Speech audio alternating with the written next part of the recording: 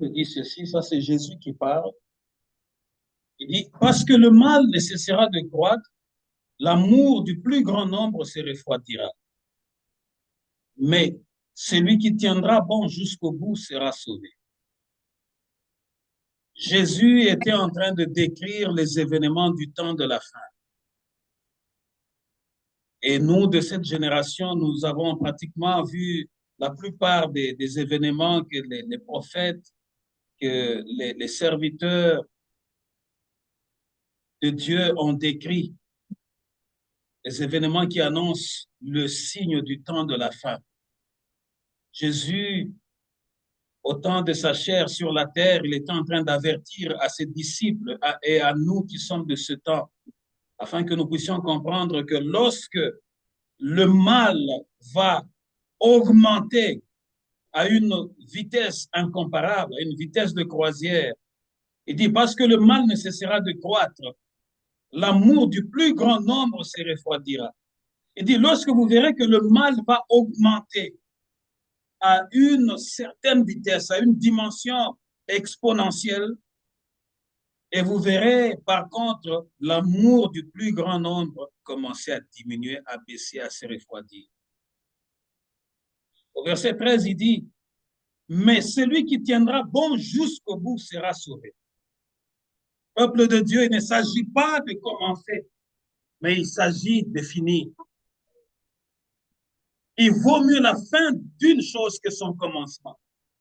Parce qu'au début, nous tous, lorsqu'on nous présente l'évangile, le message, nous tous, nous sommes joyeux en tant que nouveaux convertis, en tant que nouveaux chrétiens, en tant que une enfant de Dieu, une fille de Dieu née de nouveau. Quand on vient, il y a cette chaleur-là du début. Mais au milieu, pendant la marche, lorsque les épreuves commencent à venir toquer à ta porte, c'est-à-dire toquer à ta vie, tu commences à traverser les épreuves, les choses qui n'étaient pas prévues, qu'on ne t'avait pas dit, ou que Dieu ne t'avait pas exactement dit. Parce que Dieu nous a appelés à la gloire, à la grandeur, à la dimension. Les promesses nous attendent avec Dieu devant. Mais seulement Dieu ne nous dit pas comment est-ce que nous arriverons à traverser l'endroit où nous sommes jusqu'à atteindre la couronne qui est devant nous. Rassurez-vous, si Dieu avait montré à Joseph le parcours, son parcours de là où il était en tant qu'enfant chéri de son père, et comment ses frères allaient le vendre, et comment on allait le déshabiller devant tout le monde, le laisser sans habit, afin que les Madianites viennent le chercher. Parce qu'en ce moment-là, quand on achetait un esclave, il ne devrait pas porter les habits. Celui qui l'achetait, le maître, devait regarder tout son corps pour voir s'il n'avait aucun défaut.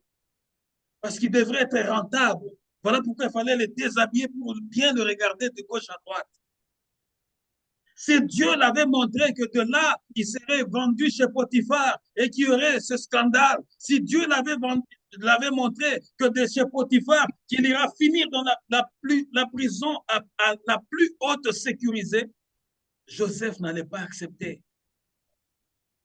Dieu lui avait juste montré la fin, que sa couronne sera plus élevée et que les autres couronnes vont se prosterner devant lui. Voilà pourquoi Jésus-Christ aussi est en train de nous dire, il ne s'agit pas seulement du début, mais celui qui tiendra ferme jusqu'au bout. La fermeté, enfant de Dieu, la fermeté, chers frères et sœurs, est une autre chose. Il ne suffit pas seulement de se dire, je suis enfant de Dieu, je suis une chrétienne, oui, je prie, oui, je connais la parole, oui, mais est-ce que tu es demeuré ferme à cette parole? Est-ce que tu es demeuré ferme à l'appel de Dieu? Ou bien ce pays de froid t'a refroidi aussi? Jésus est en train de nous montrer qu'à un moment donné, avant la fin du monde, le mal va croître. Il dit, le mal ne cessera de croître.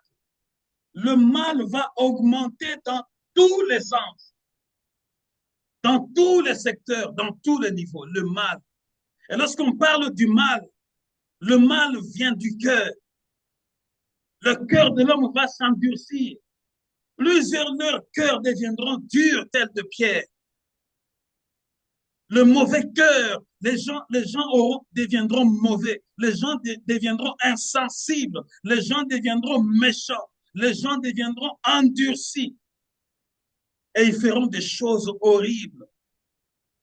Ils seront prêts à tout, à détruire pour qu'ils atteignent leurs objectifs. Ils seront prêts à tout. Le mal va augmenter. Et lorsque Jésus dit que le mal va augmenter, c'est dans tous les secteurs et c'est dans tous les environnements.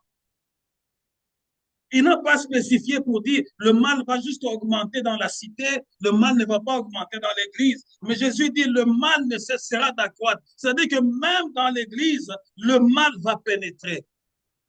Et c'est ce que nous vivons aujourd'hui. Le mal est entré même dans l'église. L'église n'est plus un lieu safe, comme on dit en anglais, un lieu comme à l'église primitive, à l'église au commencement du 1er siècle. L'église était un endroit, même un peu jusque dans les années, je dirais, les années 90. L'église était encore un lieu où les gens, les frères et sœurs venaient en toute sécurité. Il y avait l'amour sincère, il y avait la fraternité sincère. Mais plus on a quitté ces années 90 pour entrer dans les années 2000, nous voyons comment l'Église est aussi sabotée à l'intérieur. La méchanceté est entrée. Le vol est entré dans l'Église. La médisance est entrée dans l'Église. La cupidité est entrée dans l'Église. Le mensonge est entré dans l'Église. Le venin est entré dans l'Église. Le poison est entré dans l'Église. Toutes formes de malice sont entrées même dans l'Église. Le mal est entré. Le mal a pris corps et le mal s'est accru. Le mal s'est développé. Au point qu'aujourd'hui, les gens qui étaient frères et sœurs sans se suspecter, aujourd'hui, même dans l'Église, les uns les autres se suspectent. L'iniquité s'est accrue. Quand on parle de l'iniquité, c'est quelqu'un qui connaît la parole de Dieu, qui a été enseigné des choses de Dieu, qui détient la connaissance de Dieu, mais qui refuse intérieurement de croire à cela. Est-ce que ce n'est pas ce que nous vivons aujourd'hui? Nous voyons les gens qui connaissent la parole de Dieu, qui connaissent le ABC de l'Éternel, mais qui refusent de se comporter comme enfants de Dieu. Il est conscient que ce qu'il fait, ce n'est pas dans la volonté de Dieu. C'est ce que nous vivons, même parmi les gens que nous avions connus, même les gens qui étaient dans l'Église, qui ont quitté l'Église. Ils connaissent la parole de Dieu. Ils connaissent qu'un jour, il y aura le jugement de tout le monde. La fin du monde viendra. Ils connaissent.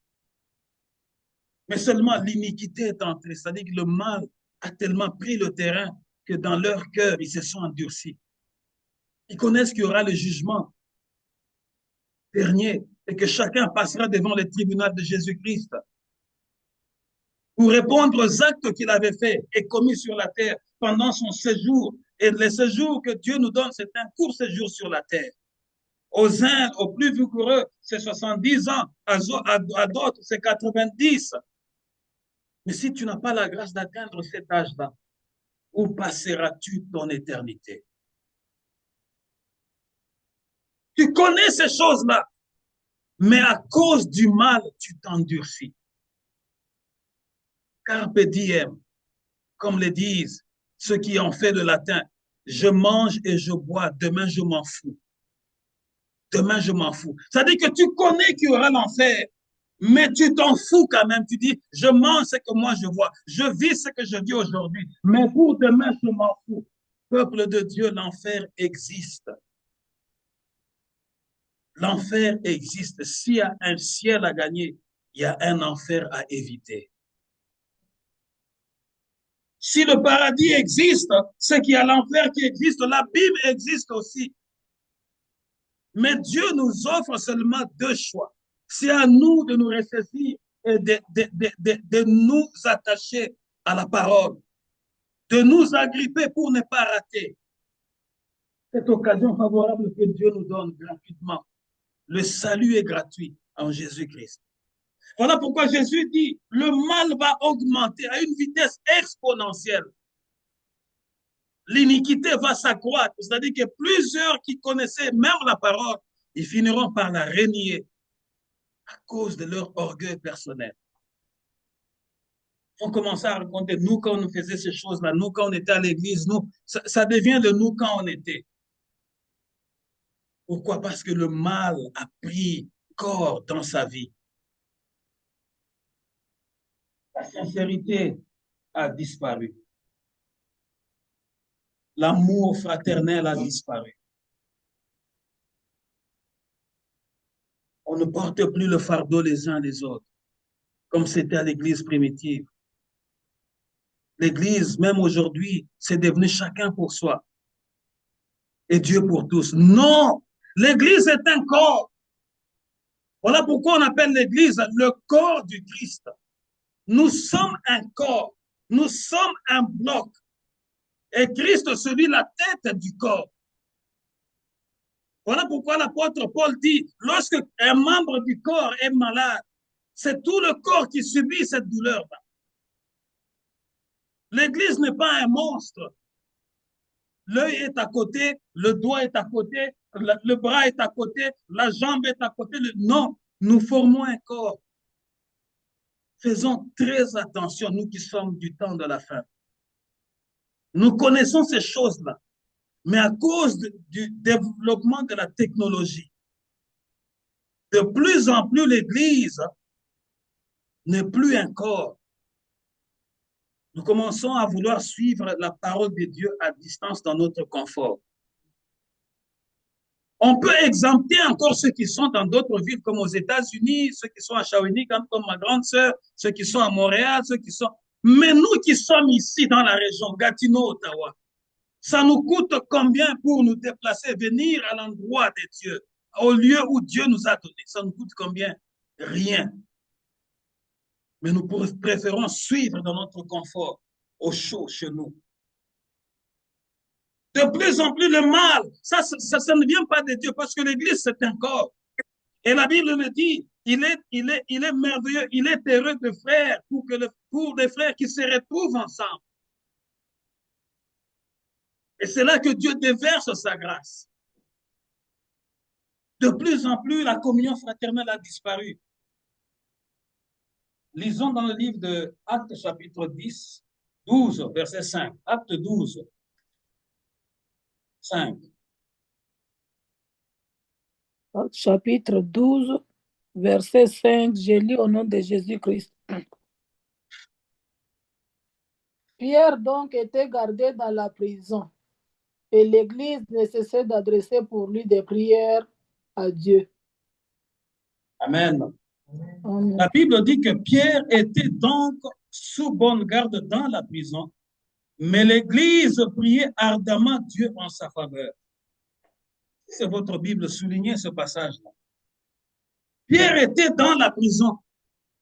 Mais quand on dit que l'Église priait ardemment, l'Église, c'était où? C'était les frères et les sœurs qui se rassemblaient quelque part et qui élevaient leur voix en faveur de l'un d'entre eux. Est-ce qu'aujourd'hui, nous vivons encore ces choses-là? Non. Nous venons maintenant, chacun cherche d'abord son propre intérêt. L'égocentrisme a gagné place. Le narcissisme a gagné place. D'abord moi. D'abord moi. Pierre était sous bonne garde en prison et qu'il avait arrêté Hérode. Et c'était quoi? Une sentence de mise à mort. Une peine de mort. Mais parce que l'Église était ensemble, le corps du Seigneur était ensemble. Ensemble, ils s'étaient tous oubliés, mais ils portaient la cause de l'un parmi eux. Parce que n'oubliez pas que Pierre, c'était le chef au milieu d'eux. Parce que Christ, le jour où Pierre a découvert qui était réellement Christ, Christ a dit de Pierre, tu es Pierre et c'est sur toi que je bâtirai mon église. Il n'avait pas dit sur Barthélemy, il n'avait pas dit sur Philippe, il n'avait pas dit sur Jacques, il n'avait pas dit ça sur Jean. C'était sur Pierre. C'est-à-dire que Pierre était leur chef. C'était lui qui était le conducteur de tous les apôtres, de tous les disciples, selon que Jésus l'avait désigné. Et lorsque lui était maintenant dans les chaînes, enfermé, les autres, ils se sont dit, le premier parmi nous est enchaîné.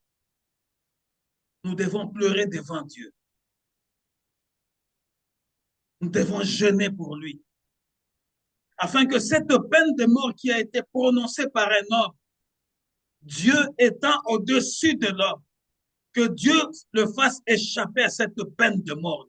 Peuple de Dieu, lorsque l'Église est unie dans la prière, aucun obstacle ne pourra tenir. Lorsque tu prends l'engagement le matin, toi qui habites cette région d'Ottawa-Gatineau, de te laver, de te parfumer et de conduire à l'église et d'être ensemble, Dieu qui est assis sur son trône, il voit cet acte-là de foi, cette volonté de venir au milieu, de t'assembler avec les autres, afin d'élever aussi ta voix avec les autres, en faveur des autres. Le Dieu qui est assis sur son trône glorieux se souviendra de toi. Se souviendra de toi. Ils étaient en train de pleurer pour l'un d'eux qui était enchaîné, condamné à mort. Et ils ont obtenu les résultats. Peuple de Dieu, Jésus a dit le mal, l'iniquité va s'accroître. Le diable est en train de semer cette confusion en augmentant l'orgueil personnel au milieu de chacun parmi nous, afin que nous puissions devenir comme des électrons libres.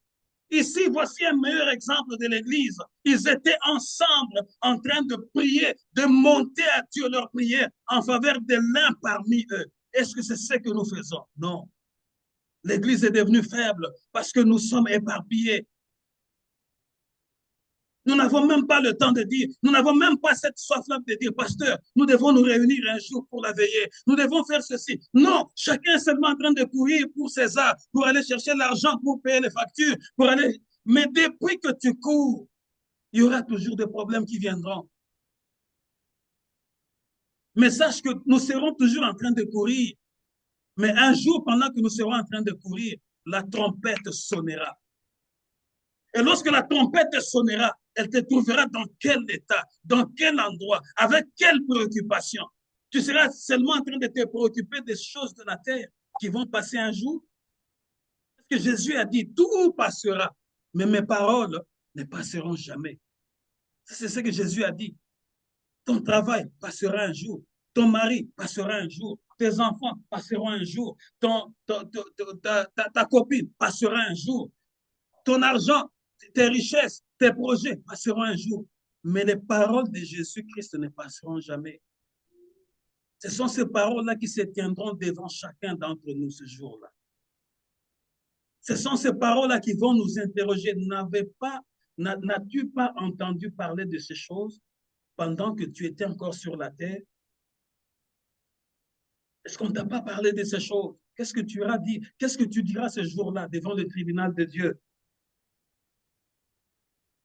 L'iniquité s'est accrue. Nous connaissons, nous entendons ces choses, au point que plusieurs sont devenus même maîtres ou même maîtresses.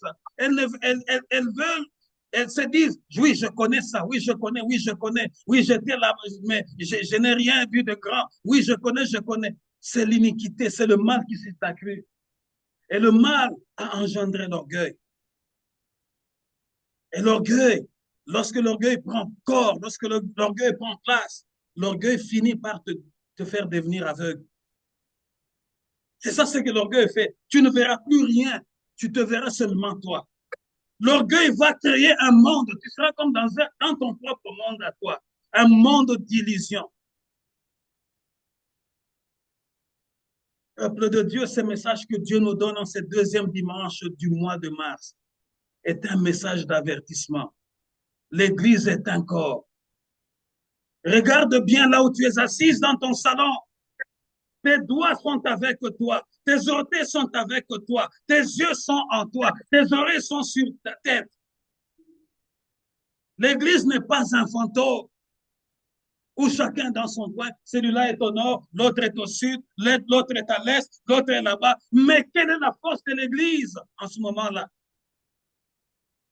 Alors que Dieu désire que nous soyons tous ensemble dans la prière. Parce que l'Église est une bergerie. Lorsqu'on parle d'une bergerie, on voit les brebis, n'est-ce pas? Lorsqu'on voit les brebis, donc on voit aussi qu'il y a un berger. Mais les brebis se retrouvent tout ensemble. Et il y a un berger. Le berger, c'est l'image du pasteur. Un pasteur, autrement appelé, on appelle aussi berger. Voilà pourquoi d'autres, tu entendras, ah oui, lui, c'est notre berger. C'est-à-dire que c'est notre pasteur. Parce que là où il y a les brebis, il doit y avoir un berger. Et le rôle du berger ou le rôle du pasteur, c'est quoi? Amener les brebis vers le bon pâturage. Leur donner la bonne herbe. Leur donner un message qui va leur donner la force. Parce que le voyage est encore long. Mais malheureusement, au milieu de nous, tellement que le mal s'est accru, le mal a augmenté, l'iniquité a augmenté. Au milieu des brebis maintenant, il y a ce qu'on appelle des brebis galeuses. Vous n'avez jamais entendu ça? Au milieu maintenant des enfants de Dieu, il y a celles qu'on appelle des brebis galeuses. Pourquoi? Parce que le mal s'est accru. Maintenant, au milieu de nous, il y a des brebis qu'on appelle des brebis galeuses. Les brebis galeuses sont en train de contaminer les brebis qui sont saines. Aza na makwanza na ye ya molimo ese ebeti ye ntango azoya esika babrebi oyo baza malamu amemeli bango nini makwanza contamination parce qu'il a le mal en lui ou elle a le mal en elle. Quand elle entre au milieu de brebis qui ne sont pas galeuses, elle va les contaminer. Subitement, vous commencez à voir que dans l'église, on commence à vivre des situations incalculables, impossibles. Parce que l'autre là, lorsqu'il entend un problème, elle va répondre partout. Oui, lorsqu'il entend un problème, il va répondre partout. Où il amène l'esprit d'impudicité, où il amène l'esprit du vol, où il amène, où elle amène. Pourquoi? Parce que c'est une brebis galeuse. Une brebis qui est enracinée dans le mal. Connaissant la parole de Dieu, mais refusant de la pratiquer. 2 Timothée chapitre 3, versets 1 à 5.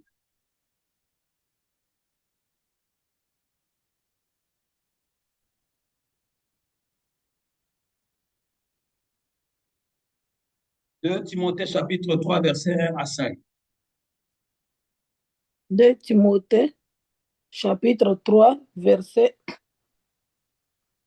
1 à 5. Je lis au nom de Jésus-Christ.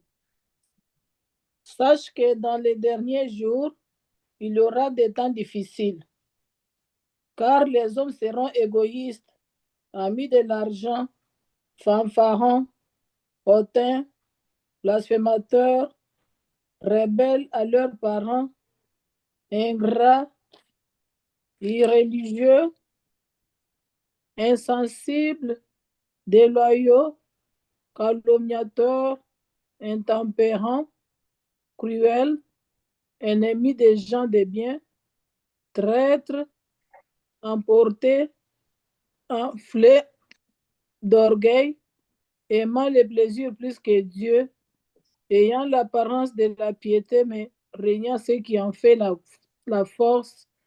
Éloigne-toi de ces hommes-là. Amen. Sache bien que dans la période finale dans laquelle nous sommes de l'histoire, les temps seront difficiles. Les hommes seront égoïstes, avides d'argent. vantards et prétentieux.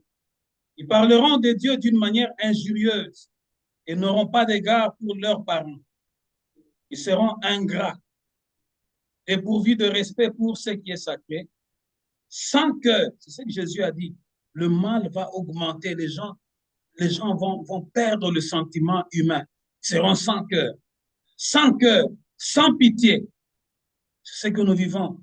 Aujourd'hui, les gens n'ont pas de pitié. Ils préfèrent voir l'autre souffrir.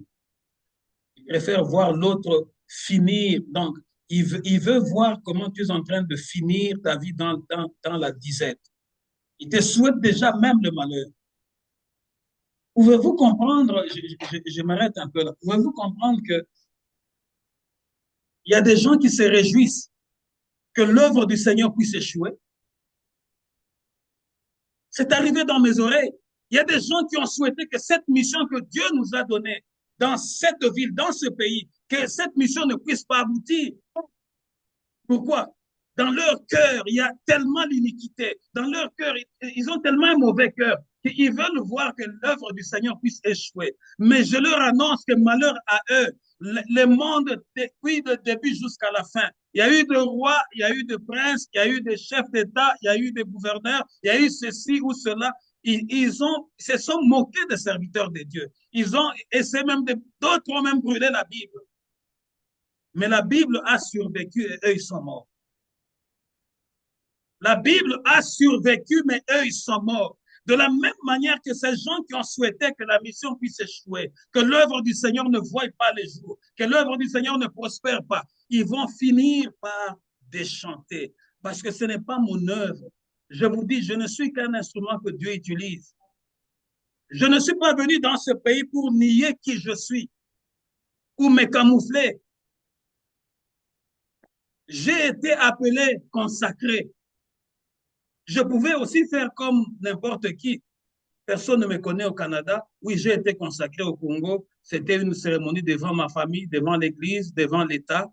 C'est fini, c'est resté au Congo. Ici, je vais mener ma vie comme n'importe qui. Mais qui aurait perdu? C'est moi. Parce que lorsque tu as mis la main à la charrue, c'est ce que la Bible dit, et tu regardes en arrière, tu n'es plus digne de Dieu. Je suis venu en mission. Moi, je me considère ici comme un missionnaire. Commencer à bâtir l'œuvre du Seigneur. Avec ceux qui vont adhérer, nous allons marcher selon la volonté de Dieu jusqu'au jour où la trompette va sonner. Il y a des gens qui nous ont souhaité toutes sortes de choses. Il y a des gens qui nous ont taxés. Il y a des gens qui ont appelé notre assemblée Église fait maison. C'est arrivé dans mes oreilles. Et la plupart ne sont pas des gens de loin. Ce sont des gens vraiment que tu rencontres aussi quand tu vas quelque part. Tu la vois, elle est là. Tu la vois. Mais tu as déjà des nouvelles de ce qu'elle a déjà raconté sur ce que tu fais. Je regarde seulement, je ris intérieurement. Je dis, il ne connaît pas ce qu'il dit. Elle ne connaît pas ce qu'elle dit. Je ne travaille pas à cette œuvre pour gagner l'argent. Vous êtes là, ceux qui ont commencé avec moi depuis le début, depuis que je suis au Canada. Je n'ai jamais fait un culte pour dire donnez-moi l'argent pour ceci ou pour cela. Non, Dieu lui-même sait s'occuper de moi et de ma maison. Je bénis ceux qui ont compris l'évangile, qui savent qu'il faut apporter la dîme. C'est biblique. Mais je ne viendrai jamais, jamais, jamais, jamais te dire donne-moi ceci parce que j'ai besoin d'acheter une chemise, donne-moi ceci parce que j'ai besoin de... Jamais, jamais, jamais. Parce que l'Éternel qui nous a appelés, c'est lui-même qui va pourvoir. Et comme l'Éternel n'a jamais renié sa parole, comme l'Éternel n'a jamais trahi sa parole, il fera tout afin que nous puissions nous retrouver et que nous soyons toujours debout. Il y a des gens qui ont souhaité que nous soyons à terre, que nous soyons vraiment nulle part. Peuple de Dieu, nous servons un Dieu qui relève les défis. Ce n'est pas à cause de moi, mais c'est à cause de son nom. Le mal s'est infiltré dans l'Église. La méchanceté, les gens seront sans pitié, sans cœur, calomniateurs. La calomnie est entrée même dans l'Église. incapables de se maîtriser, les gens qui ne se maîtrisent plus, cruels. La cruauté est entrée même dans l'Église. Les gens sont devenus cruels, qui se moquent des situations qui arrivent auprès des autres. Ennemis du bien, les gens seront vraiment ennemis du bien. Tout ce qui est fait pour la gloire de Dieu, les gens vont s'élever. Peuple de Dieu, je vous ai toujours dit, ce n'est pas mon église. Tu as tes belles idées, tu as ta sagesse, tu as l'intelligence, tu as des stratégies que Dieu te donne. Viens, partage. Pasteur, je pense qu'on peut faire ça. Nous allons le faire. Nous allons le faire. J'ai dit à maman pasteur de préparer l'état de compte. Elle va vous faire l'état de compte. Ce n'est pas mon argent. C'est l'argent du compte pour l'église. Ce n'est pas à moi. En toute transparence, il viendra un jour d'ici là pour dire le compte a autant d'argent. Du moins pour ceux qui donnent l'argent, ils vont savoir oui, nous donnons et l'argent est dans le compte. Les gens sont devenus cruels. La cruauté, parce que Jésus a dit le mal au temps de la fin ne cessera d'augmenter.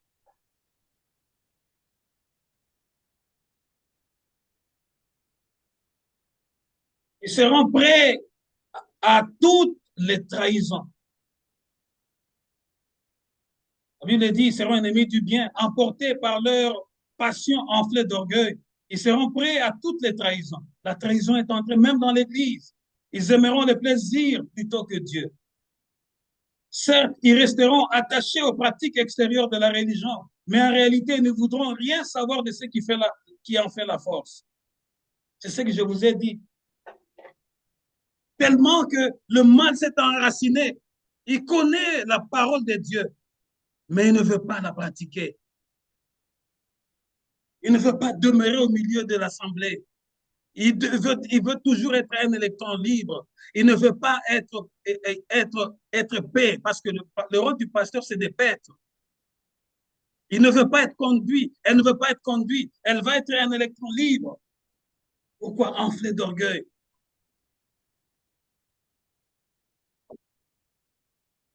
Certes, ils resteront attachés aux pratiques extérieures de la religion. En réalité, ils ne voudront rien savoir de ce qui en fait la force. Détourne-toi de ces gens-là. Peuple de Dieu, tu sais qu'il y a des gens qui ont érigé des murs tout autour de leur vie. Les gens ont érigé des murs tout autour de leur vie. Pourquoi? À cause d'une mauvaise expérience qu'il avait vécue. À cause d'une mauvaise expérience qu'elle avait vécue par le passé. Maintenant, elle a érigé un mur. Elle ne veut pas être en contact avec les autres. Elle vit dans son monde, dans sa bulle à elle, ou il vit dans son bulle. Pourquoi? L'orgueil. Pourquoi les gens sont devenus insensibles? Il a érigé tout un mur. À cause d'une expérience qu'il a où elle a vécu, elle a érigé un mur. Peuple de Dieu, nous passons tous par plusieurs sortes d'expériences. Mais nous ne devons pas ériger des mauvaises expériences comme des murs pour nous sécuriser. Il n'y a que la parole de Dieu qui nous sécurise. Voilà pourquoi plusieurs, connaissant la parole de Dieu, qui est la force de la parole de Dieu, mais ils ignorent, ils se mettent à l'extérieur, enflés d'orgueil, ils mettent le mur afin qu'ils deviennent inaccessibles. Ah, moi, j'aime pas les contacts. Oui, je prie, mais je prie à distance. J'aime pas les contacts. La Bible nous dit que Pierre était en prison. L'Église ne cessait de monter les prières vers Dieu. C'est-à-dire que les gens venaient, ils quittaient leur maison. Ils se rassemblaient quelque part ensemble. Parce que là où vous vous rassemblez quelque part, chacun de vous a une grâce. Et toutes ces grâces-là réunies, lorsque vous priez, vous pleurez vers Dieu. Dieu fait quoi? Il descend. Mais lorsque les grâces sont éparpillées, ce sont les électrons libres. Celui-là, il est là-bas, l'autre là, il est là-bas, l'autre. Finalement, il y aura même ceux ou celles qui deviendront des brebis galeuses pour décourager celles qui sont faibles. Il y en a aussi qui sont enflés d'orgueil, qui veulent se faire respecter par rapport à leur rang social. Moi, je ne peux pas aller là-bas, moi je suis tel. Ils veulent imposer le respect par rapport à leur rang social. Ils veulent imposer le respect vis-à-vis d'eux-mêmes par rapport à leur avoir. à leur argent. Non, le respect ne s'impose pas comme ça. À l'église, tous nous sommes des enfants de Dieu. Il n'y a qu'un seul qui est Seigneur. Voilà pourquoi Jésus, avant de faire le miracle de la multiplication de pain, il a dit, faites-leur asseoir. Au milieu de ces hommes-là qui étaient assis, parce qu'on avait compté que les hommes, il y avait des gens qui étaient forts, il y avait des gens qui étaient intelligents, il y avait des gens qui avaient leur business, mais dans le royaume des cieux, tous nous sommes égaux. Tous nous devons nous mettre d'abord à terre, avant que le miracle ne fasse quoi? Ne se produise. Mais toi, tu ne peux pas te mettre à terre. Tu veux imposer le respect. Moi, c'est leur chose. Ça, ce n'est pas pour nous. Tu veux imposer le respect par rapport à ton rang social. Ton rang social est quoi par rapport à la gloire de Dieu? Et les brebis galeuses qui affaiblissent celles qui sont faibles par rapport à leurs expériences du passé, elles ont un sac rempli de pierres. Elles marchent avec un sac, un gros sac rempli de pierres. Au lieu d'utiliser ces pierres-là pour bâtir l'œuvre de Dieu, elles utilisent ces pierres-là pour achever le fer. Est-ce que vous me suivez très bien? Nakati ya sako bazotambola nango batondisa mabanga. Mabanga wana po basalela yango mpona kotonga mosala na Nzambe, bazosalela yango mpona kobamba bafaible. Ceux ou celles qui veulent se relever, eux ou elles viennent avec ces pierres-là pour les achever, pour qu'ils ne se relèvent pas. Ils sont en train de faire comme le diable. Connaissant la parole, ils viennent en tant que brebis galeuses, en train de vouloir séduire ou affaiblir les faibles. N'est-ce pas, Dieu a dit ceci? Ah oui, mais ce message-là, tu ne vois pas que le pasteur a... Ils veulent tordre le message. C'est ce que Satan a fait. Lorsqu'il était devant Christ, rappelez-vous, lorsque Christ a jeûné pendant 40 jours, 40 nuits, le diable est venu se présenter en personne et il a commencé à tordre l'écriture devant Jésus. Mais Jésus lui a dit, il est aussi écrit pour le ramener à l'ordre. Les brebis galeuses viennent tordre la parole, le message. Ils veulent l'interpréter à leur manière pour séduire ou affaiblir les faibles. Mais je viens te révéler une chose. Lorsque les brebis galeuses agissent de cette manière, avec leurs pierres, pour tordre l'écriture, pour jeter, affaiblir le faible, ils sont en train de pratiquer Satan. Ils font la pratique de Satan. Parce que Satan, c'est lui qui a tordu la parole en premier. Lorsque Satan a séduit Ève, il a tordu, il a inversé la parole. Lorsque Satan s'est présenté devant Jésus, il a tordu la parole. Les brebis galeuses font la même chose aussi pour décourager les âmes faibles. Ils tordent la parole, c'est-à-dire ils pratiquent Satan. Ils font la pratique de Satan. Je suis en train de t'éveiller afin que dans les jours à venir, lorsque tu seras en compagnie de quelqu'un qui ne fait que critiquer, qui ne voit rien dans l'église de réveil, qui ne voit rien dans les serviteurs de Dieu, qui ne voit rien dans le message qui est prêché, cette personne-là, que ton oreille s'ouvre à partir de maintenant, pratiquer Satan. Au lieu de pratiquer Christ, quand tu pratiques Christ, c'est quoi? Tu viens avec la parole de compassion. Tu viens avec la parole d'encouragement. Tu viens avec la parole pour relever le faible. Tu viens avec la parole d'amour pour attirer le faible. Tu viens avec la parole pour dire à l'autre, attention, ma soeur, mon ami, moi je connais une personne, je connais un nom qui n'échoue jamais, qui ne faillit jamais. Ce nom-là, c'est Jésus-Christ. Si tu viens le goûter un peu, viens un peu goûter. Peut-être tu as goûté à d'autres sauces qui étaient amères, qui étaient aigres, mais viens un peu goûter à cette sauce-là. Certainement, il y aura quelque chose. Là, tu pratiques Jésus. Il y a des pratiquants de Satan parce que le mal s'est accru, le mal a tellement augmenté qu'il a son sac rempli de pierres. Au lieu d'utiliser ces pierres-là pour bâtir, il utilise ces pierres-là pour déconstruire. Et si quand nous sommes c'est-à-dire que là où il a trouvé des pierres, elle vient pour déconstruire. Elle déconstruit, ou il déconstruit, il met dans son sac, il part. Alors que la Bible nous dit que nous sommes en train de bâtir sur le fondement des apôtres. C'est-à-dire que comme moi je suis là, chacun de nous doit apporter ça, sa pierre. Mais lorsque toi, ton rôle à toi, c'est d'aller, au lieu d'apporter ta pierre, toi, tu viens déconstruire pour prendre les pierres qui étaient déjà mises en place pour la gloire de Dieu, pour édifier le temple. Toi, tu viens pour déconstruire, les ramasser et les mettre dans ton sac. Tu marches avec un lourd fardeau, mais le fardeau du mal. Est-ce que je parle à quelqu'un aujourd'hui? Tu es rempli de ce fardeau-là, de la déconstruction, au lieu de marcher léger, parce que tu as déjà déposé ta pierre pour la construction. Quand je suis arrivé au Canada, mon épouse m'a amené un peu de gauche à droite. J'ai rencontré un monsieur, je ne l'ai jamais vu depuis. Sa famille, sa sœur est née ici. Ce monsieur-là, totalement négatif. Je l'ai croisé à 2 ou à 3 reprises. Tout ce que font les pasteurs est mauvais. Tout ce qui est de l'église de les réveils est mauvais.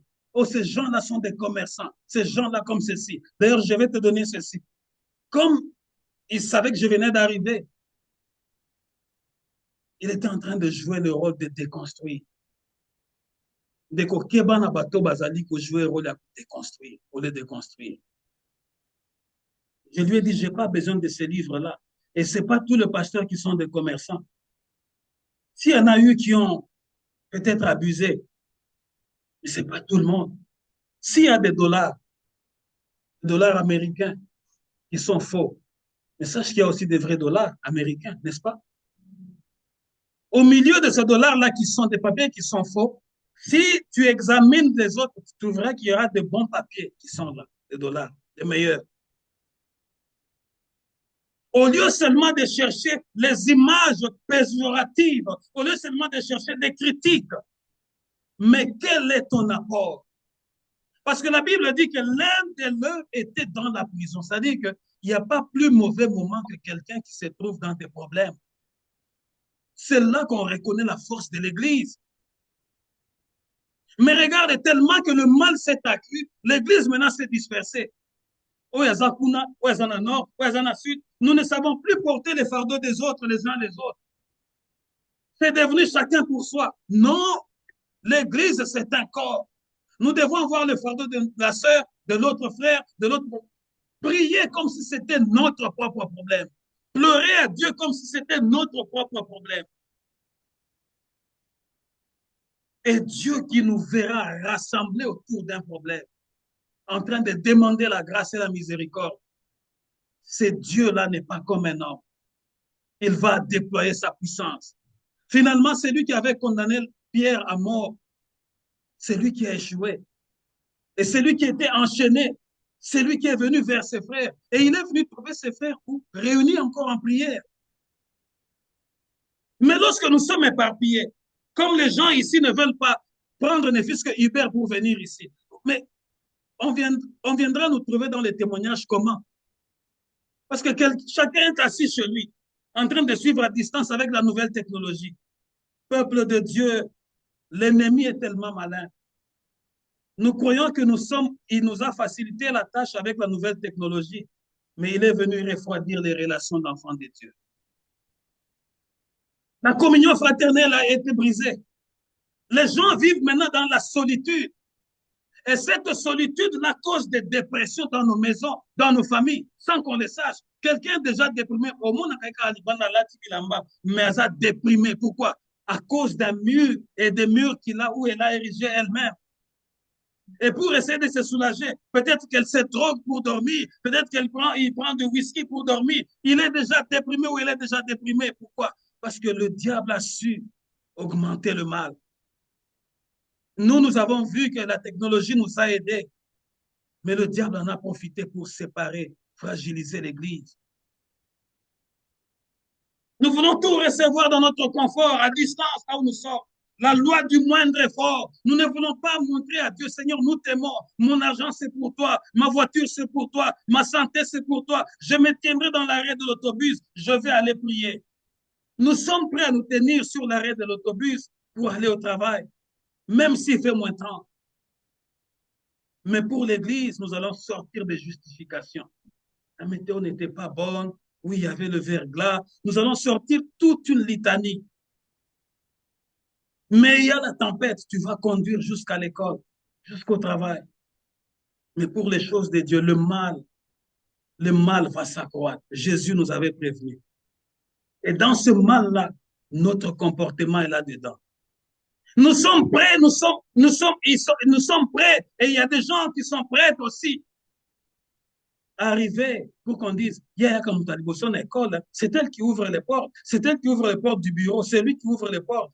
Mais pour l'œuvre de Dieu, nous sommes les derniers arrivés. Pourquoi? À cause de l'orgueil. L'apôtre Paul dit à Timothée, ces choses vont venir, mais sépare-toi de ces gens-là. Les gens qui seront remplis d'orgueil, les enfants qui vont manquer le respect à leurs parents, les gens qui vont mal parler, la médisance qui va augmenter. La médisance, les vols. Regarde aujourd'hui dans les églises. Est-ce que c'est comme quand les églises avaient commencé, quand nous, on s'était convertis? C'était vraiment des frères et des sœurs, de manière naturelle. Quelqu'un pouvait laisser son sac sans crainte. Quelqu'un pouvait laisser sa bouteille d'eau sans crainte. Mais est-ce qu'aujourd'hui, ça se fait encore? Non. Tu trouves des pasteurs qui viennent, ils viennent déjà avec son micro dans son sac. Pourquoi? Le mal s'est accru. Le poison est entré dans l'église. On vole les téléphones dans l'église. On fouille les sacs dans l'église. Le mensonge est entré dans l'église. La calomnie est entrée dans l'église. Le mal s'est accru. C'est ça le signe que nous sommes arrivés à la fin. Ce message est venu juste pour nous avertir, Église de Dieu, que nous sommes vraiment à la fin. Parce que les gens ne se font plus confiance. À cette époque-là, les gens pouvaient boire la bouteille, le frère boit, il laisse là, l'autre frère vient aussi boire la même bouteille. Mais est-ce qu'aujourd'hui, ça se fait encore? Non.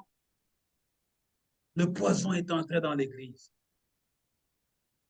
La magie est entrée même dans l'église. La sorcellerie est entrée dans l'église. La méchanceté est entrée dans l'église. La cupidité est entrée dans l'église. Le mal a tellement augmenté. On commence à vouloir voir le malheur, vraiment que l'autre finisse dans le malheur, au lieu de s'assembler, de prier pour que Dieu se manifeste.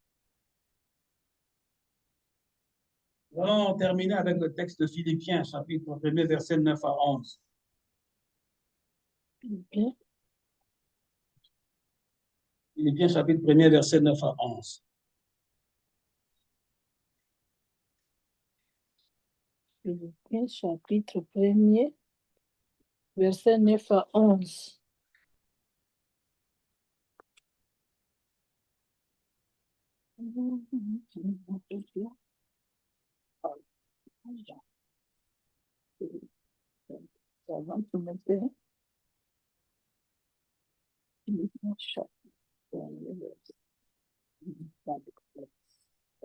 Philippiens 1, 9 à 11. Je lis. Et voici ce que je demande dans mes prières, c'est que votre amour gagne de plus en plus en pleine connaissance et en parfait discernement. Paul demande que notre amour puisse gagner de plus en plus. Lorsque nous aurons le discernement, lorsque nous aurons la connaissance de ces choses, de ces vérités bibliques, peuple de Dieu, nous allons vivre différemment. Tu sais, quand tu as des vérités bibliques que tu connais, tu vas mettre Dieu en priorité. Et le reste viendra après. Lorsque ton amour pour Dieu augmente de plus en plus, lorsque la connaissance pour Dieu augmente de plus en plus, Dieu prendra la première place dans ta vie. Tu viendras dans l'assemblée, que le pasteur ne soit pas encore là ou qu'il soit là, tu viens seul, tu commences à prier. Tu auras le fardeau. Ah, je ne vois pas telle sœur. Tu vas même aller la chercher chez elle. Parce que nous formons un corps. L'église, ce n'est pas l'œuvre du pasteur seul.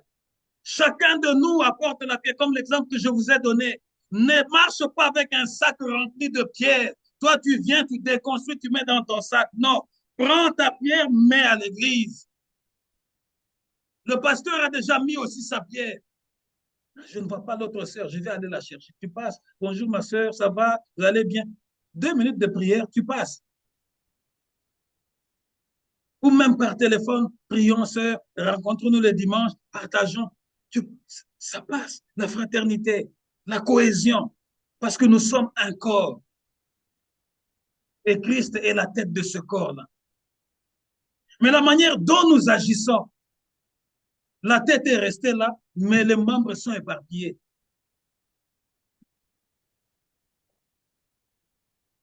Pour que vous puissiez discerner ce qui est important, ainsi vous serez purs et irréprochables au jour du Christ. Le jour du Christ, c'est le dernier jour, le jour du jugement dernier.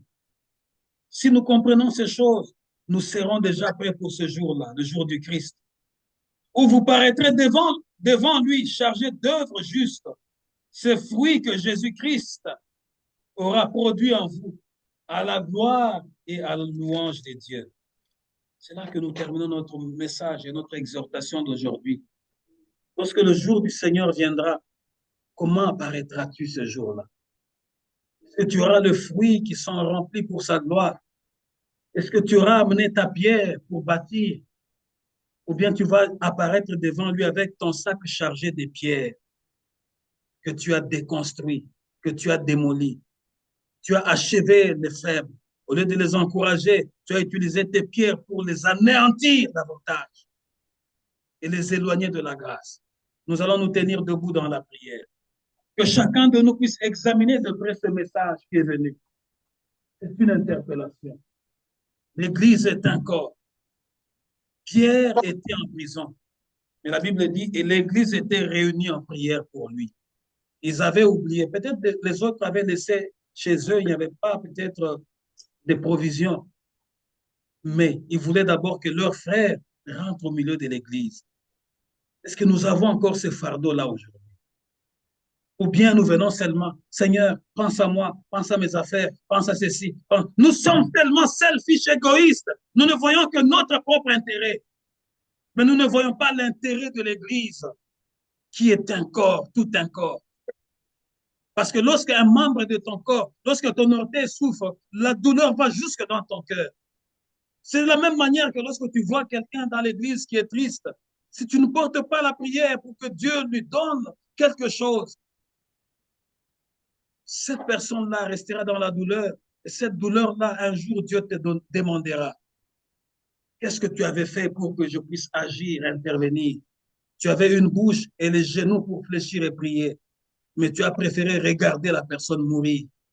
Élève ta voix, commence à prier, commence à prier, commence à prier, commence à prier. Là où il faut demander pardon, demande pardon à Dieu. Que ton sac ne soit pas rempli de pierres pour détruire les autres, pour détruire l'œuvre de l'Église, mais que tu sois rempli de la parole, que tu ne pratiques pas Satan, mais que tu pratiques Jésus-Christ par ta parole d'amour, rempli d'encouragement, rempli de bonté, rempli de sagesse, que tu puisses marcher selon l'image du Christ, que tu passes de lieu en lieu, proclamant la parole de la vie, la parole de la vérité, car Jésus revient, il revient, il revient, il revient, il revient. Il viendra au moment où nous n'allons même pas nous attendre. Est-ce que nous serons prêts en ce moment-là? Soyons persévérants jusqu'au bout, persévérants jusqu'au bout, persévérants jusqu'au bout. Peuple de Dieu, maman qui me suit, mon frère, mon enfant qui me suit, c'est la fin qui justifie toute chose. Ce n'est pas le commencement. Persévérons jusqu'au bout. Soyons attachés à la parole. Résistons. Il y aura la tempête qui va venir secouer. Il y aura les épreuves qui viendront. Mais lorsque nous serons unis comme un corps, lorsque nous serons unis comme un corps, car l'Église étant un corps, Dieu fera toujours voir sa gloire. Dieu fera toujours voir sa gloire, afin que nous puissions témoigner, que notre sœur qui était malade puisse témoigner, que notre frère qui était aveuglé puisse témoigner, que celui qui s'était éloigné puisse témoigner, que celui qui était prêt à lâcher, à abandonner puisse témoigner, grâce à notre amour, grâce à nos prières, que nous allons faire monter à Dieu pour que notre mari se convertisse aussi et qu'il puisse aussi aimer la parole, qu'il puisse briser les murs, qu'il a mis tout autour de son cœur. Nous allons faire une prière maintenant. Il y a plusieurs qui ont érigé des murs à cause des expériences du passé. Ils ont construit des murs tout autour de leur vie. Ils sont devenus injoignables. Ils ne veulent plus être dans la communauté des enfants de Dieu. Ils se sont mis à l'écart. Or, lorsque tu es une brebis éloignée, une brebis égarée, tu es facilement atteignable. Tu vois, lorsque le lion veut manger, regardez souvent les documentaires, lorsqu'il veut manger un buffle ou une antilope, il fait quoi? Il va poursuivre, ils sont tous en groupe, mais il va faire en sorte qu'un puisse se détacher du troupeau. C'est celui, regardez souvent ces documentaires-là, c'est celui qui va être seul qui va être faible. Et le lion va finir par l'attraper et le manger. Nous allons demander à Dieu de renverser les murs. Il y a des gens qui ont des murs dans leur cœur, les murs de haine, le mur de la séparation, le mur de l'incrédulité. Que Dieu puisse les renverser au nom de Jésus. Commence à prier, commence à prier. Que Dieu renverse.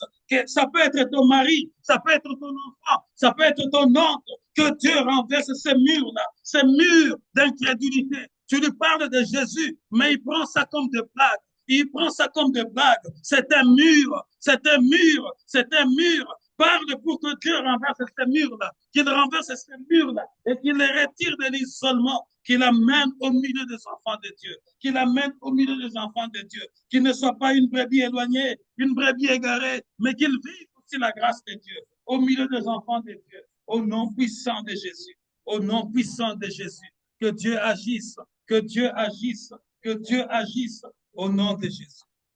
Enfin, nous allons prier pour la persévérance. Jésus a dit, mais celui qui tiendra et qui va persévérer jusqu'au bout sera sauvé. Il ne s'agit pas seulement de venir aujourd'hui, mais persévère. Même s'il y a la pluie, persévère. Dieu aime ceux qui le cherchent.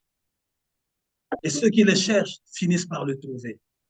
Prions pour l'esprit de persévérance au milieu de nous. Élève, ça va commencer à prier pour toute l'assemblée, que nous puissions persévérer, persévérer dans la prière. Quelles que soient les attaques, quelles que soient les épreuves, quel que soit ce que tu subis, quel que soit ce que tu as senti hier, persévère, persévère, persévère, parce que Dieu aime ceux qui le cherchent. Dieu aime ceux qui le cherchent. Et ceux qui le cherchent finissent par le trouver. Persévérons, persévérons, persévérons, persévérons à venir dans l'assemblée, persévérons à parler de Jésus, persévérons dans la prière, persévérons, persévérons, persévérons, quelles que soient les attaques, quelles que soient les épreuves, quelle que soit la haine qui nous est vouée par nos ennemis, mais nous continuons à persévérer, continuons à persévérer, continuons à persévérer, continuons à persévérer, que l'esprit de persévérance puisse nous revêtir tous, du pasteur jusqu'aux enfants de l'Église, du pasteur jusqu'à chaque brebis, au nom puissant de Jésus.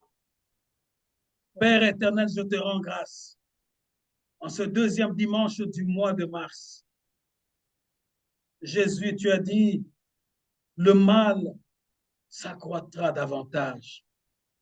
L'iniquité va s'accroître. C'est ce que nous sommes en train de vivre. Le mal a tellement augmenté. Nous prions, Seigneur, que tu nous gardes, Seigneur, loin de ces choses et que tu fortifies cette assemblée pour ta gloire. Seigneur, que les hommes viennent du nord au sud, de l'est à l'ouest, afin qu'ensemble nous puissions être un seul troupeau pour un seul berger, un bon berger que tu es, Jésus. Seigneur, non pas à nous, mais en ton nom donne gloire. Nous croyons en ce moment que le ciel est ouvert pour nous.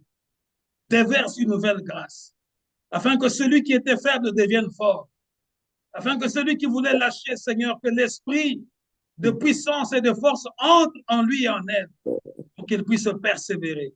Jésus, merci d'accomplir ta volonté, de nous tenir debout dans la prière, consacrés dans la parole, jusqu'à ce que tu reviennes. Je bénis la semaine, je bénis toutes les familles ici représentées. Que ta volonté seule soit faite. Montre-nous ta gloire éternelle. Personne n'est venu devant ta face et rentré la même, Seigneur. Étonne-nous, éternel. Ce que l'homme ne peut pas faire, toi tu le fais. Remplis notre cœur de ta joie et montre-nous ta gloire. Au nom de Jésus, nous avons ainsi prié. Amen. Amen. Acclamons le Seigneur notre Dieu. Que Dieu vous bénisse. Que Que vous Dieu vous bénisse. bénisse. Que Amen. Dieu vous bénisse.